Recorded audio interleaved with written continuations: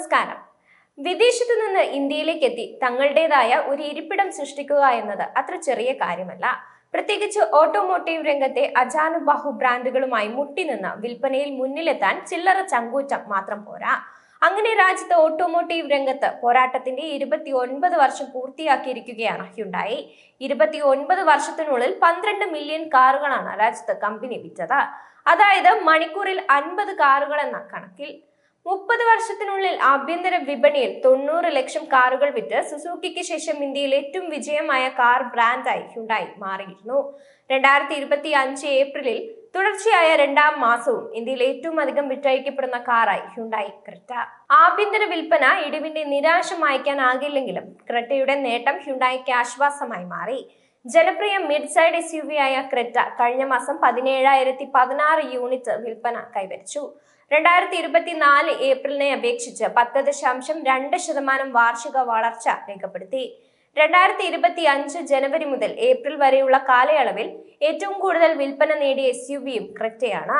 ഈ കലണ്ടർ വർഷം ഇതുവരെ മിഡ് സൈഡ് SUVക്ക് 69,914 പുതിയ ഉപയോക്താക്കളെ ലഭിച്ചു. സെഗ്മെന്റിൽ ക്രെറ്റ ആധിപത്യം നിലനിർത്തി പോരുന്ന സാഹചര്യത്തിൽ ആഭ്യന്തര വിൽപ്പനയിൽ എക്കാലത്തെയും ഉയർന്ന SUV വിഹിതം കൈവരിക്കാനും ഹ്യുണ്ടായിക്ക് സാധിച്ചു. 2025 ഏപ്രിലിൽ ഹ്യുണ്ടായി മോട്ടോർ ഇന്ത്യ വിറ്റ മൊത്തം കാറുകളിൽ 70.9% SUVകളായിരുന്നു. ക്രെറ്റ ഇലക്ട്രിക്കിന്റെ വരവാണ് മാരുതി കാറുകളെ മറികടന്ന് ഇന്ത്യയിലെ നമ്പർ 1 കാറായി മാറാൻ ക്രെറ്റയെ സഹായിച്ചത്.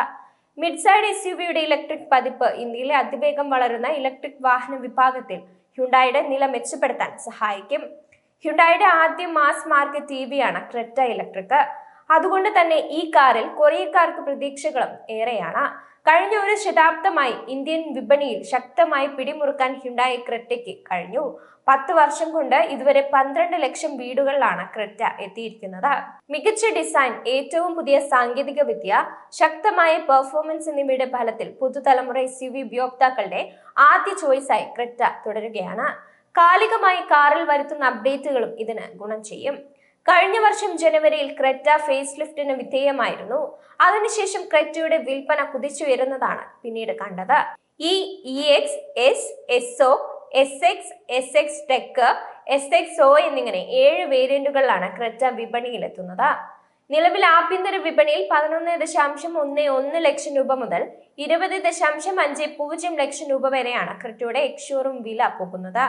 1.5 litre naturally aspirated petrol, 1.5 litre turbo petrol, 1.5 litre diesel എന്നിങ്ങനെ 3 എഞ്ചിൻ ഓപ്ഷനുകളിലാണ് ഹ്യുണ്ടായി ക്രെറ്റ സ്വന്തമാക്കാനാവുക. 6 speed manual intelligent variable transmission, 7 speed dual clutch transmission, 6 speed torque converter automatic എന്നിങ്ങനെ വൈവിധ്യമാർന്ന ട്രാൻസ്മിഷൻ ചോയ്സുകളും SUVയിൽ ഓഫർ ചെയ്യുന്നുണ്ട്.